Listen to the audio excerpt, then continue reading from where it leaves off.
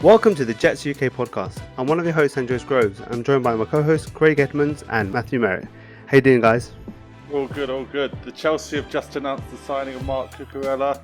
We are building something, and we've got training camp rolling. The sun is shining. Craig's got his arms out. We are ready to go. Facts, but fuck Chelsea. Oh, sorry. I don't know if I can say that on this pod. I must Well, admit. the sentiment's fine, obviously, and we got, and like I said, we got past reckless. that. We obviously gone through the parental advisory in a few seconds, which is fine. Like I said, because I don't really mind what we're rated swear as. For the rest of the podcast now. Well, yeah, we can just go effing and blinding for the rest of it. Now the gates are open, it's not a problem. But yeah, no, the sentiment, Craig, no problem with me. As we obviously were recording on the day that the Premier League kicks off, it's very exciting. As a Charlton fan, last week the Football League kicked off, and they found a way to get a goal in extra time and also concede an equaliser in extra time, so that was fun. So football is what it is, but we're here for the Jets, and the Jets have kicked off training camp. We recorded just before they got onto the field last week, so we haven't really had a chat about a few things that have actually happened. It's just been an interesting week. They've had some kind of non-padded practices and some padded practices since we've last chat to you. So lots have happened. There's obviously a little bit of news, some people incoming. So, and later in the show we'll be covering the tight end discussion as part of our kind of roster battles, where it is getting now to where you're starting to make decisions on like who you want, how many people in that room do you want, because you may have to have another room. You may want certain players. So it gets to this point where some good players may be let go as we get to the improved groups on this roster. But I think that the main news to talk about before we kind of get into our camp thoughts is obviously the signing of Kwon Alexander, which of course happened just after we released the podcast last week. Matt, what's your feelings on Kwon? Expected somewhat, but a really good addition in the summer. Yeah, man, just a top-notch addition, particularly when you look at how much they paid for him. I think it's about just $1 million, which for a player of Kwon Alexander, no, we've got to be honest, Kwon Alexander isn't the player he was perhaps 4 or 5 years ago, particularly in his Bucks high day, but he is still a far better option next to CJ Mosley than we had before. I think one thing that he'll really do, and this has kind of been said by everyone who's covered the Kwon signing, but just as a coverage linebacker, and we've spoken about it a couple of times in the off-season, just giving Ulbrich and Salah those pieces against people like Gesicki, Hunter Henry in our division, Dawson Knox, having options to cover them, it's going to be helpful. And I think just getting a body in there, a bit of experience, you can still use Quincy Williams in a dynamic way and kind of get him in his heat-seeking missile. It doesn't take away from that. But it's a good signing. It's more experience, more people who have been around winning teams. He's been to the Super Bowl. He knows what it takes. And I think that's exactly what they're trying to do. So, I mean, from my point of view, it's 4 thumbs up. Yeah. Craig, what's your thoughts? Yeah, much the same. There's not really anything I can add. I just think he offers such good flexibility, right? It means that we talked a bit about it when we touched on it a few weeks ago when we thought about the D-line, but actually just as a defense as a whole, whether we're thinking about running a 4-3, when we're talking about our nickel package, if we want to bring safeties down, we've just got so many options. All I can see is quarterbacks are going to hate playing us. I think we've got such a good, varied ability to cover. If the ball's not out within the first 2 seconds, we're getting the quarterback. I really feel that way. I feel like we've got such a good, it's what we expect from Salah. Basically, the number one priority when we made that signing was we need to get back to some sort of hard-hitting, true Jets defense, and he's doing that. So I'm really confident. It was a no-brainer signing, but I just think it helps so many different schemes that we can run. And there was a really interesting point on that, the discussion around schemes based on last season, and Salah spoke about this in the sense that the reason the Jets were able to get picked off in the run game and that short passing game was because they had to sit both safeties so deep and kind of have the linebackers deep because they knew that they didn't have the corner, so they had to give that help over the top. With Sauce and DJ Reed and Kwon Alexander, who are excellent coverage players, you're going to be seeing Jordan Whitehead in the box. You're going to be seeing LaMarcus Joyner perhaps in the box. They're going to be able to do these different looks from the safeties and the linebackers and hopefully get an extra man in the box. And we've spoken about the interior defensive line perhaps not being where we want to be from a run stopping point of view, particularly with losing Foley. But now that you've got these different options, these different playmakers in those positions, you can do these different looks. And it's just adding weapons and pieces. And I think you're going to see the improvement in the pass defense, in the run defense, and hopefully they'll be getting off the field much quicker this season. Yeah, I think it's important to, I think just generally the quality improvement in the team should help overall with the run D, like just in terms of they're going to be in better positions. They're going to be players that have got better technique. There's different things like someone like Jordan Whitehead's just a really, really good run defender and as a safety, in his role, for example. So adding just someone like that is going to help. But just the overall quality and Quincy being in his second year, he came in during the summer very late. And he's not someone who's known as someone who's going to be, he's still quite a young player learning things. A second year in the defense is going to help. Then you had someone like Kwon who knows the system so well. He's this experienced head. Is going to do really well, even though he's not known for his run stuffing. He's going to be in a better spot, which means that CJ is going to be not having to do so much of extra. So he's going to just be able to do his job more often than not, especially than last year, especially. So all these little factors could, I don't think we're going to be a dominant run D. No way, right? But there's just too many, that we just don't have the system. It's not in place for that, but I think it's going to be more competent and it's not going to be an absolute disaster. That's the hope, with the different additions that we've added. So no, a great signing at this time. He seems to be a really good guy, locker room guy. He's come in great shape, so he's already hit the field, better shape than they thought he was going to be, and so they're really excited about how he is. So yeah, no, really, really, really good signing, and it's just added to another, pretty positive week. Everything's going okay at the moment. Like I said, it's like you're finding the wood to knock on at all times when you mention anything about going well at training camp, because you just never know what's going to happen when you're scrolling through Twitter, following the beats reports, and something unspeakable happens like last year. So you're always holding on for dear life. So far positive, right, in terms of players doing good. There's some good stuff happening. There doesn't seem to be dominance from one side or the other. There seems to be one side or the other has a better day. So it's really competitive. That's what you want. You don't want one side dominating the other. So far so good. Matt, what's your general feelings on the first week of camp? It sounds good. I mean, there's the optimistic side of me, which things happen and I'm buzzing and it's looking good, and there is a sense that it's trending in the right direction, but there's still, and I was saying this in that you've been talking me out of it in the WhatsApp group this week on Jez. There's this pit in my stomach of wanting to avoid that sense of deja vu with our young quarterback. Mm-hmm. So when we get days like him going 8 for 8, I'm buzzing, I'm super high, but you just want to keep seeing him build on these steps and this consistency, because this team is going to go as far as Zach Wilson takes them this season. Yeah, and they've done a good job of building around them. With Zach, we won't really know until we get into those joint practices, those preseason snaps, and kind of eventually the Baltimore game where we truly are with him. So I'm trying to stay positive. I'm feeling excited. There's a lot of good buzz coming out of the camp. Like Elijah Moore sounds like he's taking a step up. Garrett Wilson's looking slippery. The tight ends are working well. Sauce Gardner, by all accounts, is an absolute freak. A guy at 6'3" should not be able to move his hips like that. So all of these positive things are coming out.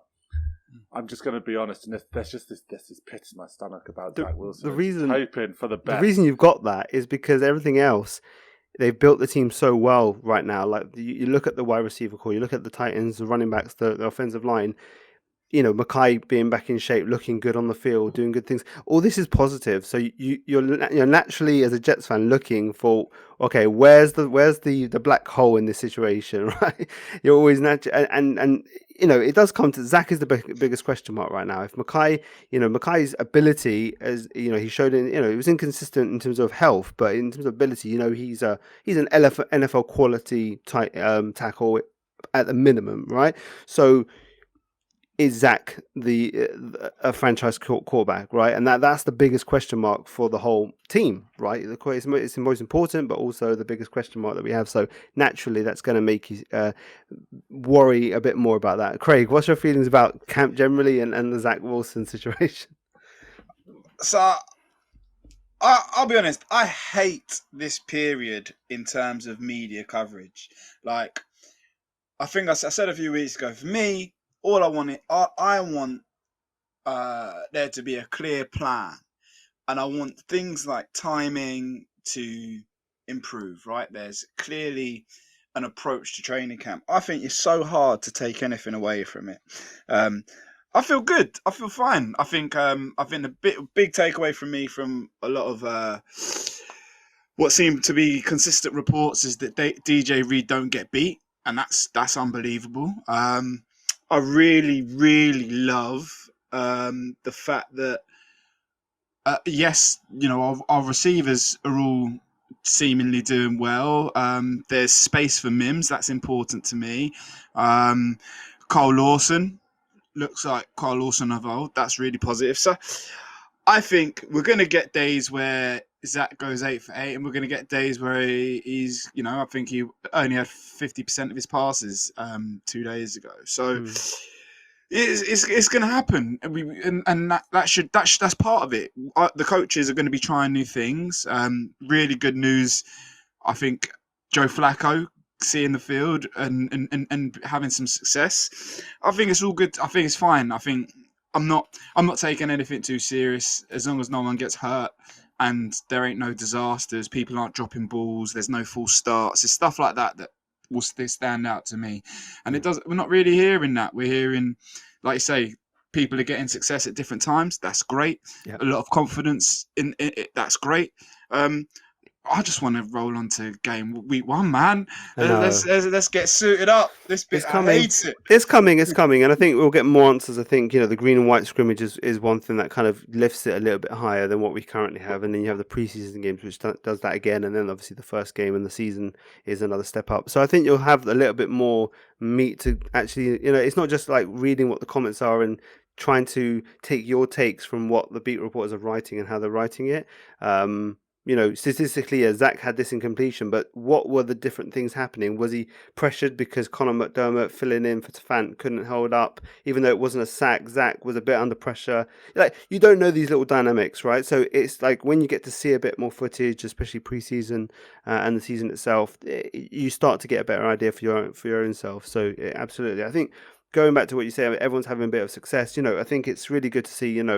Oh, Quinn Williams dominated today. Well, look at that's pretty good because look who he's going up against. Lakin, Conor McGovern, and AVT. So he's going up against good players. Like if someone's with the amount of talent that we have on this team now, when someone does something good, they're doing it against a really good opponent, not like previous years where you go, okay, well, there's an asterisk to that a performance because you went up against a guy who's not really NFL quality or barely NFL quality. So that generally isn't the case. There may be a spot here or there, but generally they're beating guys who are really good. When Elijah Moore gets a really good reception, he's beaten DJ Reed. DJ Reed has a pass breakup. That's maybe not a bad throw from Zach. It was just a great play from DJ Reed. So it's like these things are it's really good. It's really the whole iron sharpens iron. It's real. It's a silly statement that they keep on overusing, but it's real. It kind of is good quality. Get reps against good quality opponents, and that will train you for the season against other good quality players on other teams. So it's positive right now. Like I said, knock on wood, it continues. Knock on wood, we come back next week. And it's a second week of improvement and consistency and health, So let's just let's stay on to that. We jumped into the intro so quickly. I was so excited to talk about the Kwon Alexander signing. I was really excited about that. I forgot to mention that on today's show we will actually be also having a chat that I had with Joe Blewett from X Factor. I had a 35-minute chat with him about his findings on, now that he's gone through all the film, he's grinded so much of the film over the summer on the guys we brought in through free agency, and especially the guys from the draft since the draft time. He's now got a really good idea of like what his feelings are, about them after going through a good amount of film. And I had a really good chat about just his general views on the off season now that he's done all that. So that was a really, really good chat. And I think. Is there any other thoughts in terms of camp before we get to that chat with Joe Blewett? Obviously, we'll finish the show with the Titan chat. But guys, is there anything else on training camp before we head off to the Joe Blewett chat? No, roll on week 1. Simple as Craig's like, forget training camp. I'm done with this. I just want to get to the first game. I'm Big with you on facts. that one. Well, like I say, well, with that said, we'll get over to my chat with Joe Blewett, and we'll be back later to chat about the tight ends.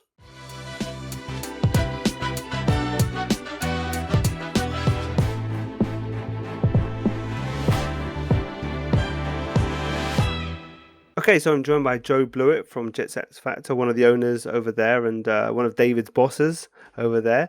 He's obviously does great film review stuff with Blewett's Blitz, and does some great streams as well that you can catch on YouTube. Joe, thanks for joining us on the Jets UK podcast.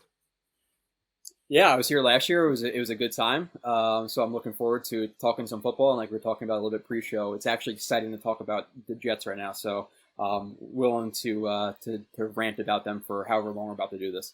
Yeah, absolutely. I mean, it's just this year. I mean, last year there was excitement, new regime, some young players, exciting players. They just added to it. You know, they've added more quality, more young players, more young quality, and another year with the same coaching staff. There's just a lot of positivity going on, and you know, knock on wood. That continues, and we don't have what happened in Green Bay, you know, occur in the next coming weeks, you know. But we hold on for dear life, don't we, for a healthy team in week one. I'm not gonna lie, just you insinuating that, it makes me want to knock on wood. Now that they have multiple joint practices this year, it's going to sketch me out a little bit. So hopefully we can just wrap everybody up in bubble wrap. I like the big cushions on the helmets. They just need to get to the season healthy, because not only have the Jets had terrible coaches, terrible GMs, we've also been one of the most injured teams. So it just extrapolates the problem of a bad roster. So let's just please go into the season with like all 22 starters, at the minimum. Absolutely, because we have so much potential if they're all fit and ready to go. So, but let's jump into it. You know, like I said, a lot of additions this year. The two tentpole events, free agency and the draft. We added a lot of talent in both events. In terms of, you know, you've obviously had time over the summer to kind of dive into the film of all the guys you've been watching, and you've obviously got a better idea of the guys who've been brought in, whether they came from other teams or from the college ranks. If we dive into free agency first, who's the guy who's really like jumped out, or who are a couple of people who jumped out at you and really impressed you when you saw them from what you had kind of known of them in the NFL so far? Yeah, so two or three names pop into my head when you ask that question. One is Tyler Conklin. I might be one of the bigger Tyler Conklin fans, and maybe it's just the fact that I've been watching tight ends like, you know, Kellen Davis and Ryan Griffin over the years that makes Tyler Conklin so good. But he's much better of a receiving threat than I thought he would be, just looking at his stats coming from Minnesota. Really, really good route runner. He has some aspect of his route running that a wide receiver likes. So when you are running those routes with those wide receiver type qualities at times, with like rocker steps and bam steps and things like that tight ends typically don't do, you could really jack up linebackers and safeties with the technical prowess he has running routes. So I really like him. And even in just in pass blocking too, like I have reps of him blocking DNs, like not even just blocking DNs, like them rolling to his side one-on-one with like Chandler Jones, which you don't think the coaching staff in Minnesota would do unless they had faith in him. So, and he kind of capitalized on those opportunities. So a really good pass blocker, a really good receiving guy.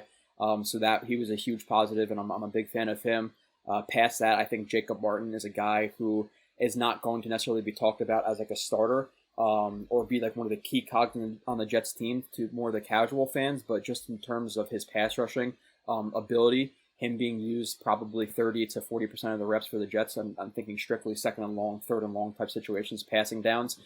He's really, really effective. I would say he's one of the more athletically gifted players on the team, so he was really fun to watch, as long as you have fair expectations. If you're expecting him to come in and be a run stuffer, you're going to be extremely disappointed. You know, just based on weight, the guy is 242.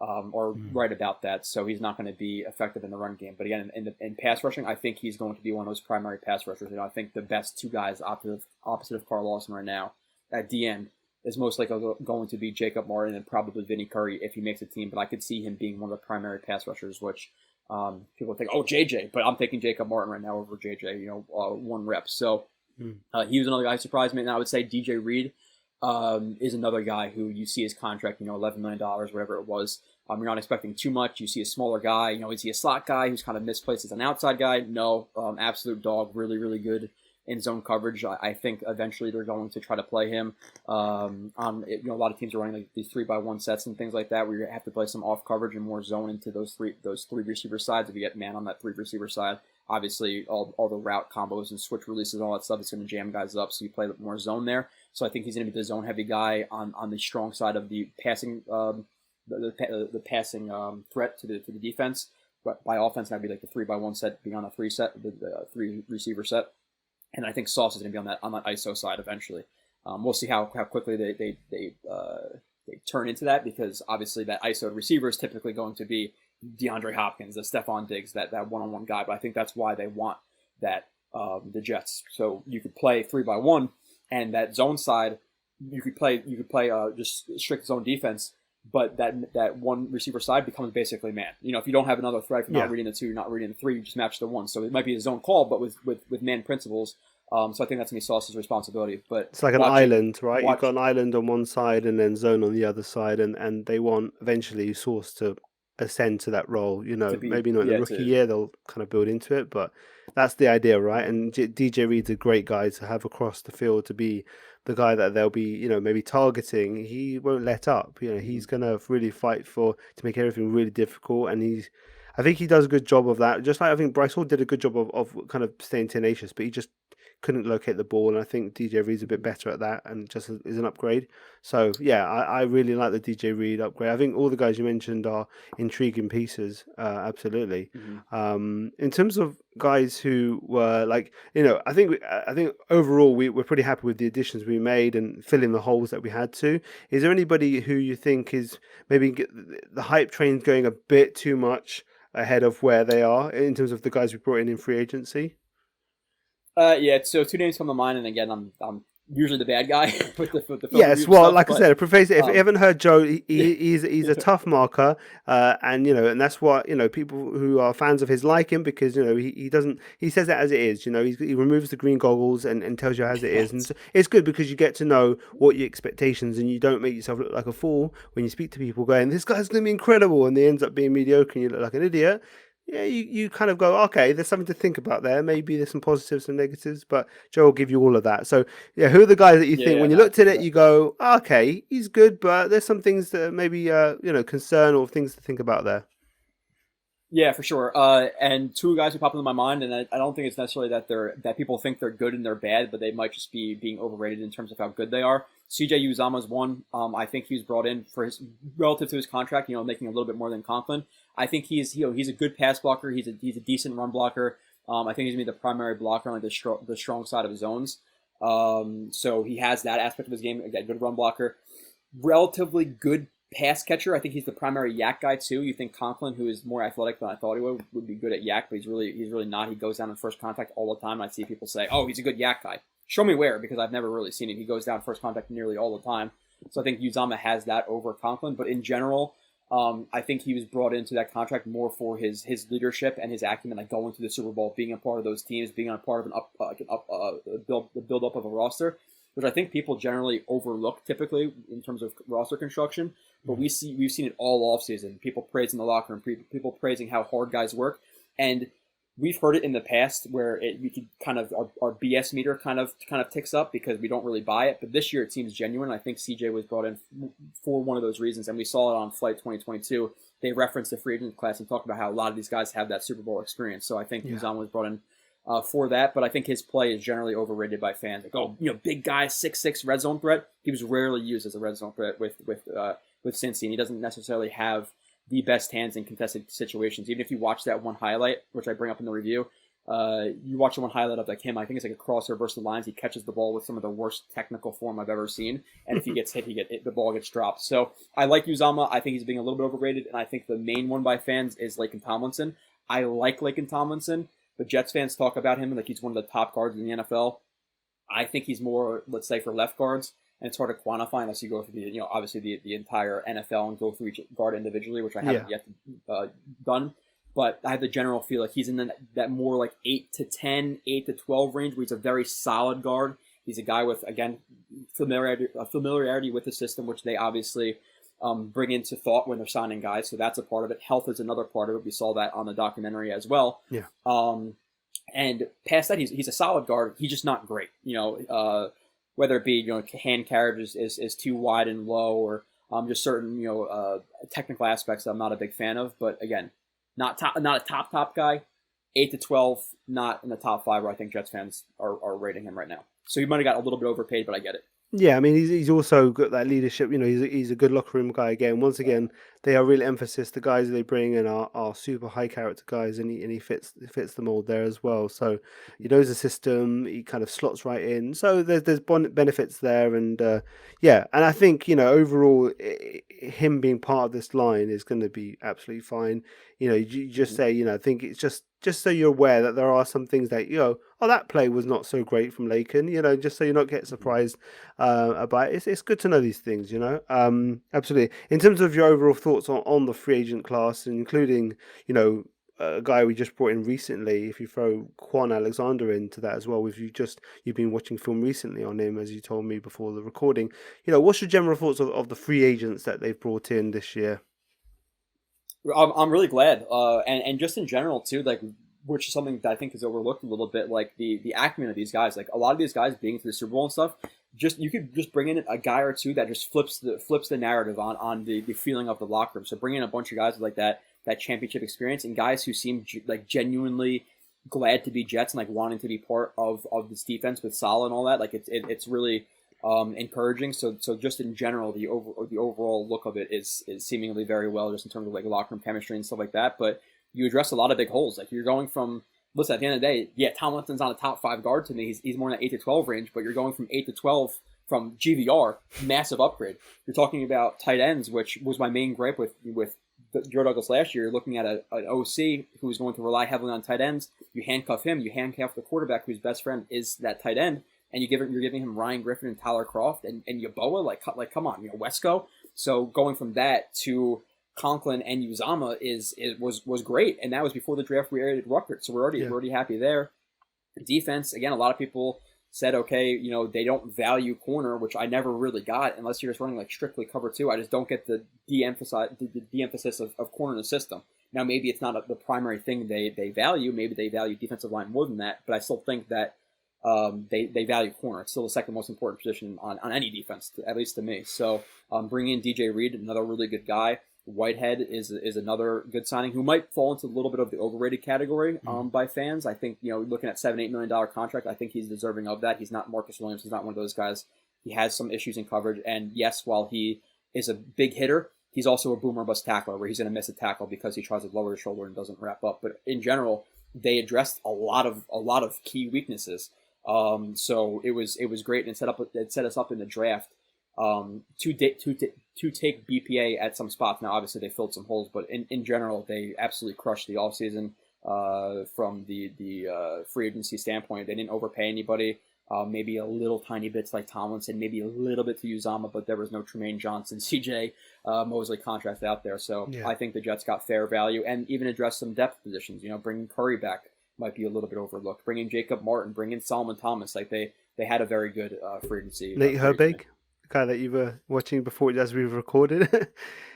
Yeah, no, it's good again backup. You're going from Alex Lewis to a guy who could maybe be a starter. I think he would be a starter more on like a power scheme. He is one of the more slow guards I've ever watched in my entire life, so he's not necessarily the best fit for the system.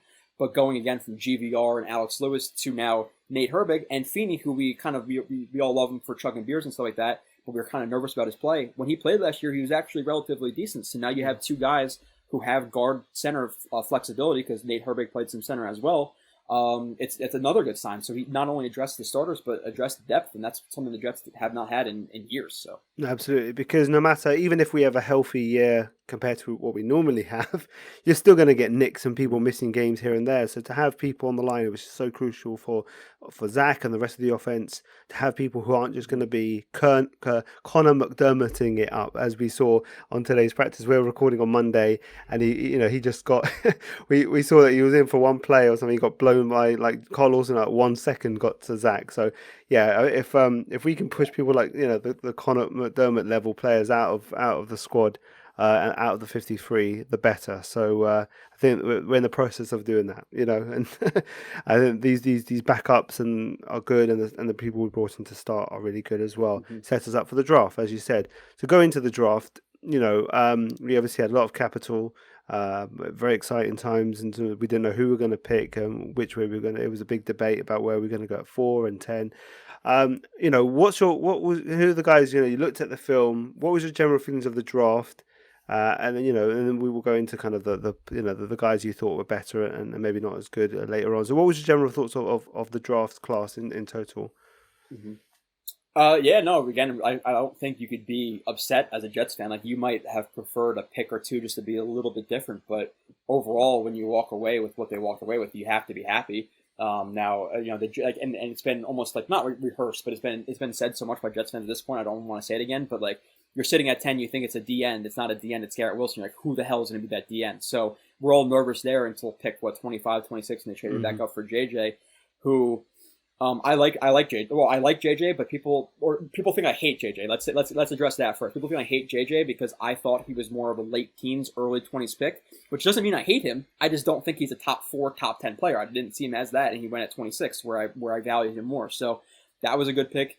Getting Garrett Wilson, again, I think he's probably a little bit overdrafted in this draft compared to other receiver drafts, but he has a very, very high ceiling to me. He's just much more raw as a route runner than people think he is. Just in terms of stop step, drive step, all that stuff I get into in my shows. People say it's elite. He's really good at getting off the press. I call very much BS on that. I don't know if I can curse, but BS on that when he has to develop. And we hear him talk a lot about like having a plan versus press at the NFL level, and he struggled with that with college, getting off the press. It's undoubtable. So I think he starts at slot, but still a good receiver who. Again, I think he's a little bit more raw than people realize, but he has some ridiculous explosive movement skills that some guys just do not possess, so that's a good pick. Obviously, help out Zach Wilson as much as you possibly can, because entering the draft, Corey Davis and Elijah Moore, great, but who's that 3? It can't be Berrios to me. Berrios is a backup slot gadget guy, but he can't be relied on. Not on a good offense. He's more of a 4 or 5, so getting him is great. And then Sauce Gardner, listen, like, go watch the streams. I have a Sauce jersey and a Sauce chain. Like, I like Sauce. I loved him pre-draft. Yeah, you did, It was him. Yeah, it was him. It was Hutchinson 1. It was Sauce 2. It was probably a Kwon 3. And with the Becton situation, maybe people thought about a Kwon, but I'd rather take the swing on Becton and hopefully he works out. And take Sauce at the same point. So I really, really like him. A lot of people didn't think we were not going to draft him because we didn't value corners, but my thought is if he's a true blue chip prospect, I'm not letting Bryce Hall, who to me is an average level number 2 starter, I'm not going to let Bryce Hall not let me draft Sauce, who I think could be one of the better corners in the league. And all the reviews about him from everybody, from both him in the locker room to the practice field, from the coaches, everything has been rave reviews so far. Yeah. And I somewhat expected it because the dude is an absolute baller who, again, it's not just about the physical makeup. It's not about the talent. It's not about what you show on the field all the time. It's about the mentality, too. And we've heard about that so much from guys this offseason, from vets to rookies to coaches. So absolute slam dunk with that pick. And then the rest of the picks, getting Breece Hall, getting Rucker, just keep adding on to the offense, where we have an offense now where we've had hole after hole after hole where maybe 2 of the 11 starters are solidified. Now it feels like every single starter. Tell me who you have a problem with who's like below average on the starting offensive, on the entire offensive team right now. There's really nobody, which is surprising. Yeah. Later in the draft, I like the backup tackle. Maybe Clemens is a little bit of a luxury, but if they like him, It's a 4th round pick. I'm not going to lose it. But overall, just like everybody else, it's an A draft. Yeah, there's no denying how good the draft is when you pick, that many picks all in 117 picks. You're going to get some high quality players when you pick all of them in the top kind of part of the 4th round and higher. So yeah, it is what it is. But in terms of like, obviously you're not the biggest college guy, as you say on your streams and you explain, but you're going to dive into it. Once you get done with the reviews for the previous season, you dive into the college, as we get into draft season, and you dive into trying to get a feel for the top players who are expected to be the elite players, and maybe the ones who may be on the Jets' radar. it does lead you to obviously you need to, when you watch the film in the summer of the guys we selected, it could change your opinion one way or the other. Who are the guys who kind of surprised you, the most in terms of when you got on the film, you even before the draft as well, you may have seen a few guys before, but who the guys kind of were kind of really surprised you in terms of what they could offer compared to what you thought beforehand? Yeah, in terms of positives, I would say, and again, like when you pick Sauce at 4, like he's supposed to be a top 5 player, so he's supposed to be really good. So he can't be. That's not really surprising. No. But with the good stuff, I would say, and it's maybe I would go to Breece Hall. Not because of where he was drafted. Like I get where he was drafted because of what the NFL is nowadays, and we talk about like, okay, 10 years ago he would have been picked with, the first round, like the Melvin Gordons or the Zekes or the Todd Gurleys, like all those guys be a little bit higher up. And then there was obviously talk about the Bills taking him in the first round. But when I heard about Breece Hall, he was more like lumped in with like the Isaiah Spillers and Kenneth Walkers as like just one of the top running backs, but not the top running backs. When I watched him, I was expecting to see a second or third round running back, not like that guy who could be that number one or like that first round draft pick if he was drafted just a few years ago. So I think Breece Hall is a little bit. We have a terrible situation with these names, don't we? Bryce Hall, Bryce Huff, Breece Hall, it's just an absolute mess. Michael Carter, yeah. So, absolutely.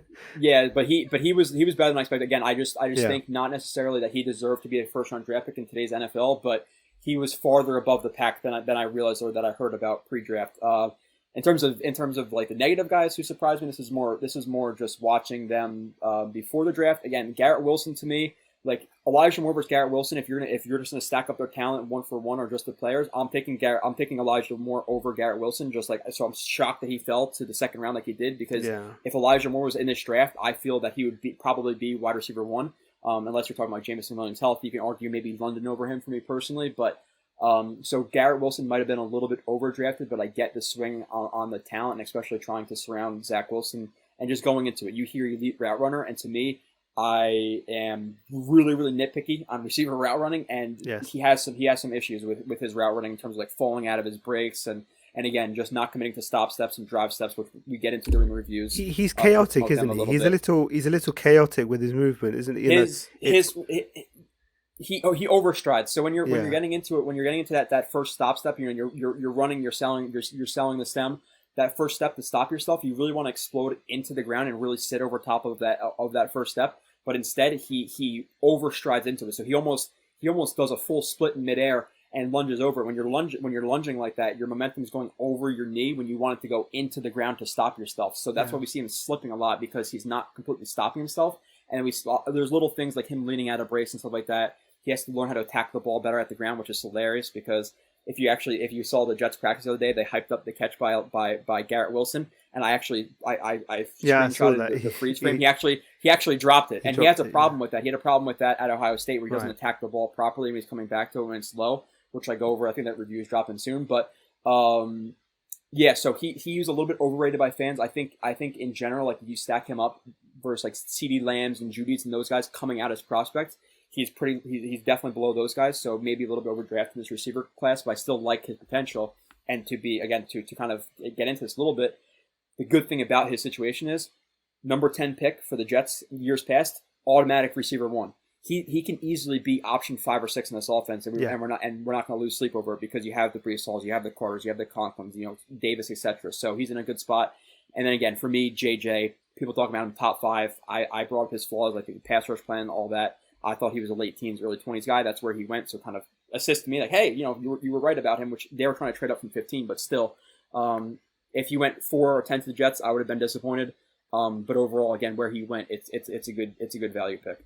Yeah, I think all the guys you mentioned is interesting. Like I said, there's I think, like, guys, if you want, all these film reviews will be available. They're either available now or they will be coming through. Definitely check all this out because it's really interesting to see what Joe's mentioning now. You'll see it on the film, and you'll see it right in front of your face.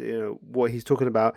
I think obviously the same thing we talked about with the free agents is the same thing. I think they really wanted high character young men paired with the high talent, And I think you see it in the way they conduct themselves in interviews, whether it be within the Jets or sometimes on third-party ones with Garrett Wilson going on the pivot, for example. I think you really see like they're really high-quality individuals as well as really talented players. And I think that definitely is an important part of the process.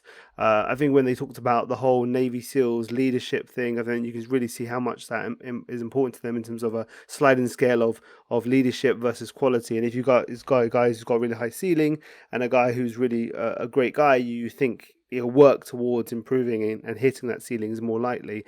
You look at someone like Garrett Wilson, he's got someone like Elijah Moore next to him, you're saying route running is an issue. Well, you've got a technician next to him who's going to basically work with him to help that part. And I think it's the athleticism is so crazy. I think he kind of he does it. He doesn't have he doesn't work on the technique as much because he can compensate by being so athletic. Where sometimes he'll make a play where there's wasted motion, but he makes it work because of how crazy athletic he is. But sometimes if you thought he could destroy people if he gets a bit better, a bit more crisper in his routes paired with the athleticism. So the ceiling is super technical, high. Yeah. Being technical at the NFL, it's not going to matter as much when you're playing at Ohio State and you're working to open space against some, whatever cornerback at whatever school he's playing, Maryland or some random school. Yeah. But versus Trey White, it's gonna matter. So that stuff I'll bring up. People are like, oh, you're being nitpicky, but yeah, that half second of dead time is gonna matter at the NFL level. So we need to improve on this. And like you said, Elijah Moore, who's a very, very good route runner, is going to assist Garrett Wilson in that, but they're taking a shot on his upside because, and I've said before, I'm not making a one-for-one player comparison, but his lower body, his explosion reminds me of Odell Beckham, just how smooth he is. And like, there's a play I put up of him. He's running, I think it's a fade, and he barely tries to jump, and he levitates for like 12 seconds. Like, what is this? Like, how do you jump that high? And he didn't have the best vertical, so it's like he has crazy athleticism again. And you talk about. There's 3 interviews I typically like reference people to, just like getting to know the players, because the stuff with NewYorkJets.com, like it's all scripted. They know what they're not as relaxed, but like the Pivot podcast, Garrett Wilson seems like a great dude. Sauce Gardner with Richard Sherman was another really good interview, and I think it's Bussin' with the Boys with CJ Uzama was a really good one recently. And like you said, like they they consider character. Like we could see that with this staff, and Sauce is one of those guys who locks himself in the room watching film. So is Garrett Wilson. And we've said that in the past, but again, I think Jets fans have a pretty good BS meters, and these guys seem like they're legitimately like live and die football, which again can extrapolate to the rest of the locker room and drive some guys. And you need that team camaraderie to really win. You hear that a lot about like the Bengals of last year, like they believed in themselves, and maybe the Jets could be that team this year. Absolutely. I mean, there's the quality of the players and the quality of the men, combine that, it just adds to what they're building here, and I think it's really exciting. It's really exciting in terms of what they're doing. In terms of like, so just let's go into just the overall viewpoint of the team when you factor in all the other people, like we got Mackay, the situation when you got Denzel, and everyone else is involved. Zach, of course, but we talked so much about this year. Well, how are you feeling about things going into this year, into like the that infamous 9-game run of death that we're going to start off the season with, and we're going to be 1-8 and all this stuff. How are you feeling about things as we go tentatively with fingers crossed, injury hope, going into week 1 on September 11th? No, I think the offense is again like the main storyline or point, like talking point is about Zach Wilson. If Zach Wilson can be just an average level quarterback again with this offense, tell me one starter who's below average. Like they're all average to above average in my opinion. Obviously, expecting that Breece Hall is going to be what we expect him to be. But even if he's not above average, we have Michael Carter behind him, so it doesn't even necessarily matter in air quotes. But it doesn't matter. Obviously, they invested a high capital into him. But the offense, I think they should be a top half of the league offense again, depending on Zach Wilson. If he could be average, and he's not the same player, and people almost take this as a dig to Zach Wilson, but if he could be like a Kirk Cousins level guy, just middle tier, maybe a little bit above middle tier, this offense could be very, very good. Obviously, they're completely different players, but taking a leap from what he was last year to an average player, we think in the third year he's going to take an even bigger leap. Like Josh Allen wasn't Josh Allen in year 2, so we have to be realistic with the leap we expect him to take. But if he takes that leap to average, and being more consistent and hitting the gimme pass, hitting Ryan Griffin on I believe the out route, against the Titans to walk in for a touchdown. He needs to be more consistent in that and then mental processing, which we saw take a huge step on later in the year. And again, he was shredding up the Bucs with Braxton Berrios, Tyreek Black, and all these guys. Now imagine substituting that with Tyler Conklin and Elijah Moore healthy. So I'm excited about the offense. I truly am. Now kind of transitioning to the defense. It's a concern. Listen, you have a team who historically, or at least with Saleh, has been associated with practicing light. So you're practicing light, and you're going at your primary concern with the defense last year was the run defense. You practice light, you don't tackle a lot, and now you're going into playing the AFC North right off the jump with the Ravens and the Bengals and all these teams, the Browns. Like, people talk about Browns. Oh, yeah, Jacoby Brissett. Listen, they're a very good offensive line with Kareem Hunt and Nick Chubb, the best running back duo in the NFL, running behind that offensive line. They couldn't stop the run, worth a lick last year. So to get the AFC North, and then even after that, the Broncos, the Packers, the Bills, all these teams, it is brutal. To me, leaving the first 9 games with 4 wins is what I'm expecting. I'm hoping for. Yeah. I could even see 3 wins and then still making a relatively successful season. I'm expecting about 7 to 9 wins. Because then later on in the season, obviously, you have the Jags, you have the Lions, you have the Bears, etc. So it is a rough start. Seahawks. Don't forget the Seahawks and Jamal Adams. I was planning on going there, but unfortunately, it's on New Year's Day, so it makes it a little bit tough. Because I would love to see the Jets beat Jamal in Seattle, because I think they will this year. But yeah, they didn't do them any favors with that schedule early on. Yeah. And it was something I brought up really early last season. Like, I remember going into week 2, I was like, the Pats run a lot of trap and whams and that stuff, and the Jets they probably are going to struggle with that. And then we saw that happen against the Pats, and then teams just copycat them for the rest of the league, or for the rest of the year. So the Jets are going to be like that boomer bust defense where I think they have to get up early on people, because if they let a team get up 10 points, 12 points, 14 points, they're going to just run the ball down their throats. Yeah. And maybe the Jets improve with some of the moves in the secondary, from Whitehead to Reed to all those guys. But still, at the end of the day, it's about the defensive line, and they don't necessarily have the horses up front to consistently stop the run. They have a lot of boomer bust guys. So I think 4 wins out of the first 9, I would be extremely happy with the schedule later on in the season. But yeah, the offense should be pretty good. I think the defense, when they're up, which could be said for all defenses, but especially for this defense, when they're up, it'll be pretty good, because you're going to then be relying on pass rush, secondary, which for the Jets right now is strong, minus maybe a starting free safety. Yeah. You get into a game where it's grinded out AFC North type stuff, you're running the ball a lot, they may struggle. So in general, I'm expecting the defense to struggle in the run game, but almost balance out to probably a little bit below average because of said run defense. But with a couple of tweaks next offseason, a couple of additions, I think they could really improve a lot. But there's potential of that defense as well. So they're going to have their bumps both on offense and defense because of the youth of the roster. But I'm expecting at the end of the season to walk out 7, 8, 9 wins, be really optimistic about 2023 for the Jets, a year that they should truly compete for. Not even just the playoffs. Year 3 of Zach Wilson, like, we want to be pushing for the Super Bowl, because after year 3, year 4, you got to sign the guy. So we have to win in that rookie contract window, because what teams have won past that rookie window? You're talking about teams like, I think Rodgers has done it, Brady has done it, Manning has done it, but you're talking elite of the elite to win on that second contract. All-time greats, based on how you have to how you have to adjust the roster to that big contract. So they need to get there, and this year is the first step. I'm not satisfied 5, 6 wins. Let's start pushing for the playoffs, being that graphic. 7, 8, 9 wins, we deserve it, and I think they've built up the roster enough to do so.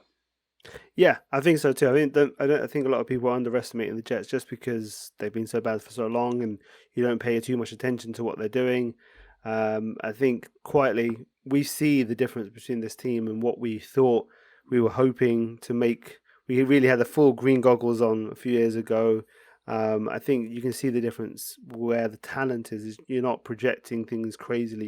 You're doing modest projections that still ends up with a successful result, rather than saying we have to max out. If they max out, maybe we'll do something good. But it's like, if like I said, for example, Zach, right? If Zach has if he plays okay, I think we do really well offensively because we've got so many ability. We don't need him to be like, if Zach does, like, if he's a Pro Bowler, we're going to the playoffs. Like, we don't need that necessarily to be a success, and that's the difference between a few years ago and this year with the amount of quality on the team. And to further that point too, like, it was just the general view of the Jets to the NFL, and this is to wear a little bit of green goggles, but it is true. Not a lot of people are like looking at our roster the last couple of years and saying, oh, well, this guy was injured, that guy was, and a lot of teams will say that, like, oh, one guy goes down, we're so injured. But the Jets are legitimately one of the most injured team over the last 3 years. So like we talked about before the show, before we started recording, like not only have we been bad, but we've been terribly injured.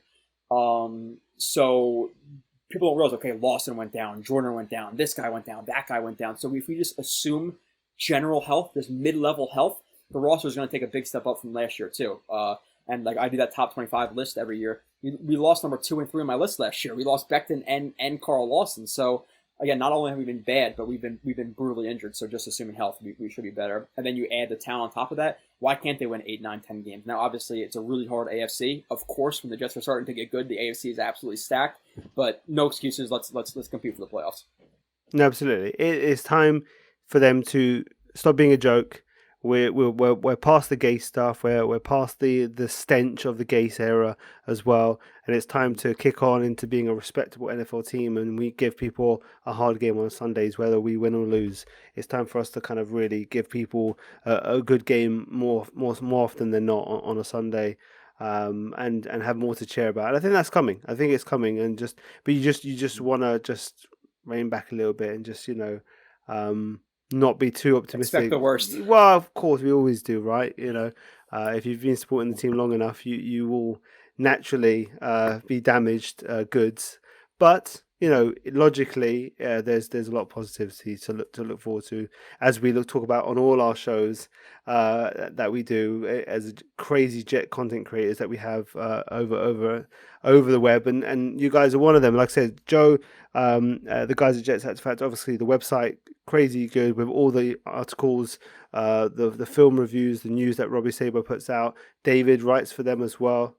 Great stuff as well. So definitely subscribe to that. There's great content there. I mean, even just for Joe's videos alone, great stuff. You can watch them on YouTube to get a flavour of what he does. But then the majority of the stuff is behind the paywall. But it's really, really worth it if you really want to get an idea of learning a bit about just general kind of how you break down film. Joe helps you with that, but also just really learning about the guys on our squad. Really, really good stuff. Can't recommend it high enough.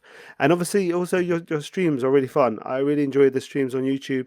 You do streams on Wednesdays and Thursday nights. A bit late for us, but we can watch the replay, guys. In the UK, we can watch the replay. A lot of if a lot of people from other teams sometimes drop in, and Joe gives them a lot of shit as well. And it's always quite a lot of fun to kind of you and Carl's the same as well, right? He kind of doesn't sugarcoat things as well, and so you get a really honest chat about where we're at. So it's good stuff, really, really good stuff. So Joe, thanks a lot for jumping on. Is there anything you want to say to the UK fans in terms of before we head off here? Yeah, no, and I appreciate the compliments. Like I said, that the film review stuff, like not a lot of people are going to be talking about stop steps and lunging over them. Like we get into that stuff. So if you really want to learn about the players, it's the place to do it.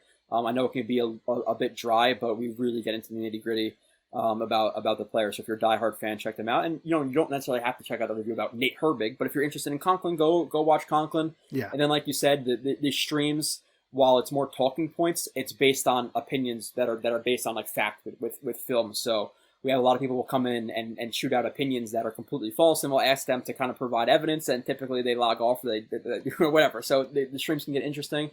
But I appreciate kind of you bringing me on here twice, and maybe reaching out to some people who haven't heard me before, with all the UK fans you guys have. So I appreciate it, and I do plan on getting out to there. I'm a guy who goes to every single stadium, so I am going to the UK at some point. So next time they come over, when I think there, it could be next couple of years. They're going to come back over with we're a UK ambassador team.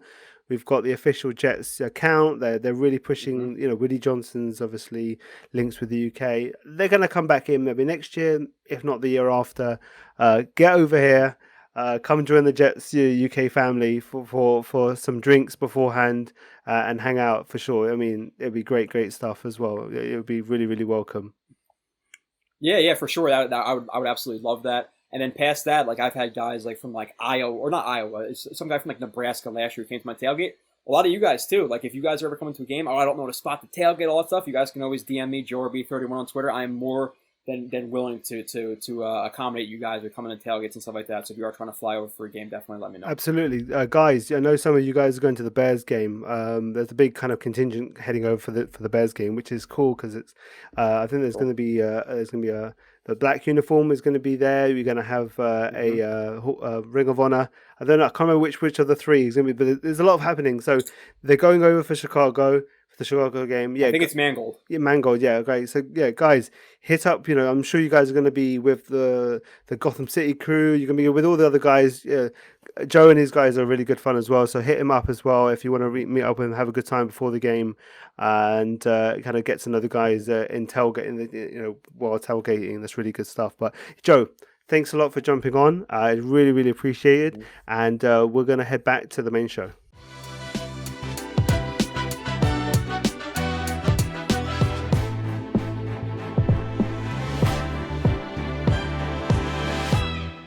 Okay, so we're back from the chat with Joe. We'd like to thank Joe for that. It was a really good chat. I really enjoyed chatting with him. Yeah, check his stuff out. It is really fantastic. And like I said, he's a great part of the Jets community with the way he breaks down film.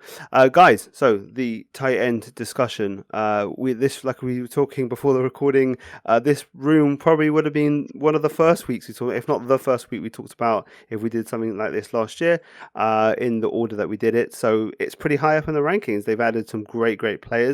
They've added 3 new additions, obviously, with bringing in CJ Uzama from the Bengals, Tyler Conklin from the Minnesota Vikings, and drafting Jeremy Ruckert from Ohio State in the 3rd round. And adding to just really topping out this room with 3 guys who are going to be locked in. And then the discussion is really, guys, at the back end, really. It's simple. But Matt, how are you feeling about the tight end room in terms of how they're looking in camp, how they're looking generally within bringing them into the team and how they're mixing in? Yeah, man, all good. I think Tyler Conklin, if you're in a PPR fantasy league, is a sneaky good target. He sounds like he's going to be catching a lot of balls. CJ, dynamic. He'll get some big ones this season, but I also think he's in that room as kind of a skill position leader. If you look at the wide receivers, the running backs, the tight ends, he's kind of I hate to use the word, but the granddad of the group. He's the guy who's been there, seen it, done it, and I think he's bringing that experience, that know-how into the offense, which seems to be good, and he seems to be loved. You see the videos of the Jets at camp; they seem to rally around CJ, which is great to see. And then Jeremy Ruckert, I spoke about him before the draft. I thought he was a 2nd-round draft pick. He's really good. He didn't get used quite enough as I thought he could have done in Ohio State's offense, but he's got good hands. He's smooth. He's a good blocker. He's a willing blocker. So I think he's going to be exciting. And the nice thing, of course, is because he's got those 2 in front of him, the Jets can bring him on at the right speed, the right pace. The question beyond them then gets to how many tight ends the Jets are going to carry on the roster, doesn't it? And I think it's interesting because I think it's going to come down to how many quarterbacks they want to keep on the roster. If they go with 3 quarterbacks, I think they could marry that with tight ends. But if you run with just Zach and Joe, like maybe you're able to get a 7th round pick for Mike White or something, you can go up to 4 tight ends or 7 wide receivers. So it'll be interesting to see how it pans out. Yeah. I think that's the biggest issue, to be honest. I think that it's one of those areas for us. A lot of the Jets coverage this year has been talk about how cuts for the Jets are going to inevitably include good players. And we talked about having 3 million defensive linemen, all good players. We've got the wide receiver room is fantastic. So I'd be very, very surprised if we take more than 4 tight ends into the season. And it's an important position group for us, right? Last year, in 12 personnel, we sucked. Last in the league. So I do think that this is an immediate upgrade. I think there will be opportunities to play 2 tight ends. And I think that it won't be unusual to see Rucker in the backfield. So I think there's really limited opportunities for tight ends in this Jets team. And I think it's going to be important because I can see us doing a lot. We have to run the ball, but I think we're going to do a lot of play action. So I do think that those tight ends and the athleticism of Usama and Conklin are going to be important for us. So Yeah. I think it's like you say. I think we was a terrible, rubbish tight end room last year. Really, probably our weakest position group. It's nice to have these type of options. And you know, a couple of them lads are going to be in the practice squad, no doubt. Yeah, they're going to want to get back to a lot more 12 personnel. They tried it, didn't work. They had to pivot. Eventually, you know, Mike LaFleur kind of adapted over the second half of the year to what he had or what he didn't have. Yeah, the discussion obviously when you talk about the back end of this room of Yeboah, Lawrence Cager, who's moved from wide receiver to tight end. Then you got the whole Wesco, and obviously Nick Borden will bring him into this discussion as tight end, just because it's kind of part of the discussion. Like, do you go with a more traditional fullback or with a Wesco who could do a bit of both? You know, is he a waste of space as a fourth tight end? It's kind of interesting. Then you look at the like you mentioned, all the defensive linemen, the wide receivers. Last week we talked about the cornerback situation with like a Justin Hardy or a Dunn, like on the back end of that room. I don't see Mike White staying. I think you got to trade him. Like, you can't carry. We're not in a situation now where we can carry three. Mike White's he's gonna be an unrestricted free agent next year. Get something, maybe still get the hype from last year. If he does maybe something decent in preseason, you know, capitalize on that where someone can put the performance last year to something positive here and then get something for him, because I think Joe Flacco's looking really good. He's the guy that you'd want as a backup because he's probably the best guy to fill in if Zach was to be out for a game or two. And that roster spot is going to be so difficult to give up to the third quarterback. So yeah, it's interesting. Like, we know Uzama, Conklin, Rocket locked in, right? Because obviously draft capital and contracts and new guys they're brought in. It's really about, do you go with the Yeboah? Do you go with the Cager? Cager's, you know, obviously transitioning to use his bigger size in the room. I think Yeboah is probably the fourth guy. And then they probably keep Borden, and probably think Wesco. My prediction is that Wesco and Cager will be let go. Maybe one of them makes it onto the practice squad, and they go with they do go with the full with Yeboah as the fourth, and then Borden as their fullback. But we'll see. It could be completely different depending on how they show out in training camp and preseason. I say, considering that I am desperate to get to week one, and generally, if anybody's ever heard me on the other pod, I am not a fan of preseason. But for the Jets, we've got so many good players and players who are going to want to stick around. Yeah, that we might see some half decent football.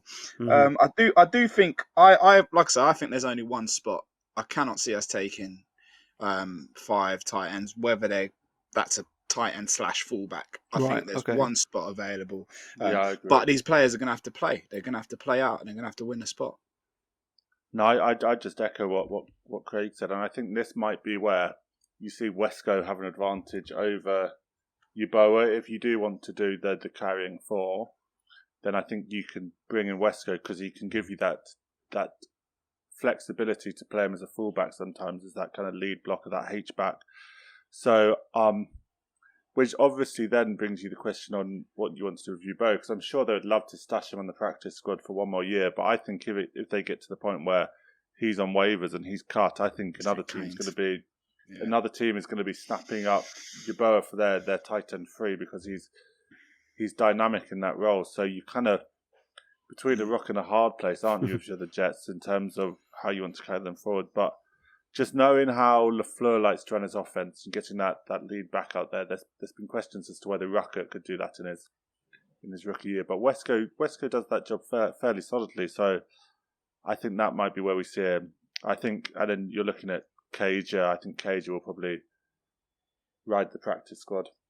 Yeah, it's interesting how they're going to balance it, because I think you look at also the running, you know, when you look at the fullback position, when I talk about Nick Borden, you'll obviously that factors in the running backs and how many they carry there. You got to think the dynamic is like, who do we think we can keep on the practice squad without them getting nicked from somewhere?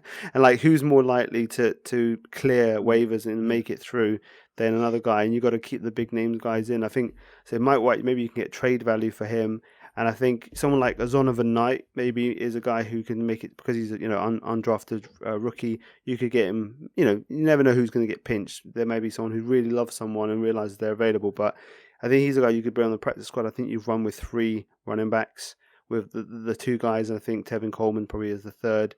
And then Yeah, I think that's what you got to do. And then you can bring some guys from the practice squad on as running back to fill in if bodies are needed in the running back unit. I think it's just going to be an interesting dynamic with all these positions of how they're going to run. I think there's just going to be a few people that we're going to be like, oh, okay, yeah, he's going somewhere, and he's definitely going to get nicked with, when he goes to waivers. So it's just an interesting discussion. I said the top guys just add so much dynamic, and excitement to the group. But those back end guys, if we want to keep playing this formation and give Mike LaFleur the flexibility, that's going to factor in terms of depth, filling in for injuries, things like that. You're going to want to keep a decent amount of quality there if you want to keep the tight ends as a main part of the offense. So it's just an interesting balance of what you need to do with each room. We're getting into the real nitty gritty of this. This kind of all these back end spots it's going to be really, really tough here. So I do think. Sorry to interrupt. No, Andreas. go for it. I do think, just as a side, like it's 2 years ago, I think this type of position would have been the worst for us, in as much as we had such a dearth of talent, right? There was no top players there, but more than that is I don't think people wanted to go to the Jets. Whereas I think what you have now is we've got so much talent, but even if we do end up losing these guys, get picked up by other teams, which will be difficult, particularly at defensive line. There's so many good players that you will need in the season. But I do think that we're in a much better position, particularly if we get a few wins this year, that players will want to play for the Jets. So even if we do lose a player or two, I think there's business to be done, and we're a far more attractive unit. So yeah, I think, and these guys got a plan. There's an approach to what they're doing. So Yeah. I feel confident. Yeah, I think you just, like I said, just adding to the quality that those guys wanted to come here because they saw something that was potential, not just in terms of Zach being the worst QB in the league, but they saw the team, the offensive mindset that they have with Mike LaFleur. I think they saw more of it. I think it's just going to build. The more quality we have, the more ability we're going to be able to bring in better players and increase the quality of each position group until this is how you build. This is how you become where the Buffalo Bills are right now, where you look at all their groups, you're like, that's stacked, that's stacked, that's stacked. Well, the Jets are stacking as well right now. Like they are starting that process, and I think we are probably a year away from really being able to really round out. If everything goes where we think it could go, I think it's a really promising end. Matt, is there anything you want to jump into about the Titan discussion before we wrap it up? No, I think I'd echo Craig's point. I think it's an exciting position for the Jets, and they've done this across the board. So, looking forward to seeing how they use these players going forward. I think there's points to be scored for your tight ends in the modern offense. We've seen it in San Francisco with Kittle. We saw it in New England. We've seen it against the Jets so many times when we just haven't been able to cover tight ends and we've been killed by them repeatedly. So to have 2-3 bodies out there who can do the same to other teams is going to be exciting, and it's going to make Zach's life so much easier. So looking forward to seeing the tight ends in action. It's a matchup nightmare. Elijah Moore, Conklin, Uzama. Who do you Garrett cover? Wilson, Corey Davis, Braxton Berrios, Matchup Brees nightmare. Hall, and Michael Carter at the backfield. I mean, Peak. there is just naturally, you're not even like making up talent. Like we said last week, what the Bears are doing with their guys, with like Mooney and stuff, like what we did a few years ago with Robbie Anderson and stuff. You're pushing, you're projecting so far ahead. You're straining, as this is the favorite word of Salah and Ulbrich. You're straining to make it these guys number 1s and 2s and slot them in orders that they don't belong. So much talent now. We have so much talent. It's really, really exciting. And I think we're going to catch a lot of people out surprise. There's a lot of Jetslanders still out there. I think it's really going to be out there. The slant is going to be out there until we. Yeah, and I think the one guy who answers it is the guy that you talk about. It's earlier. We will go as Zach Wilson goes, and if he goes, if he can make consistently, be similar to where he was last year at the end of last year, make a few big plays here or there when he has to. The talent around him is just going to break out, and I think that narrative will start to fade away pretty quickly. So it's just we just want to get there, right, Craig? It's just like we want to get there. We want to get to those games. We want to get to the games that matter. But I tell you something, that the preseason games, especially in certain scenarios when they play a few more of the starters, you do get a sense of how that's going when you have these joint practices. Last year we were getting dominated by the Packers and pretty much dominated also by the Eagles as well. So if we've chosen two weaker opponents in the Giants and Falcons this year, but I think it's actually something you could actually still say, okay, if we dominate those guys, then that shows progression, that we're actually ascending. We'll see how it goes, but it's all really exciting. And as I said, this tight end room and how it's transformed is just part of that discussion of incredible turnaround from just 1 year, one off season. They've just completely remodeled and absolutely changed the outlook of this position group and how it can assist our young quarterback. So really, really exciting. Just adds to the positivity. Let it continue, right? So yeah, guys. So we'll be back next week for our show. We're going to pick the next positional group. We'll have a bit more of a chat. Again, we hope everything at the green and white goes positively. It doesn't have to be on the field. It can just be health. Most importantly, just health. But hopefully, we see some highlight plays from Zach, some decent players from our young players as well. We'll be back next week as well. So, Craig, is there anything you want to say before we head off for next week? JETS. Jets. And Matt, what do you want to say to the listeners before we head off? Just enjoy it. Keep enjoying pre-season. Yeah. Don't overreact to anything that happens at the Jets scrimmage tomorrow night because no, we surely won't. And like I said, if you're a UK fan or just a fan generally wherever you are of the Premier League, obviously enjoy your teams, enjoy the return, and again, don't overreact to that first result as well. So there's two recommendations of not overreacting. That's just a good way to live life generally. So, all right, guys, enjoy the weekend. Pray for health, and we'll see you next week.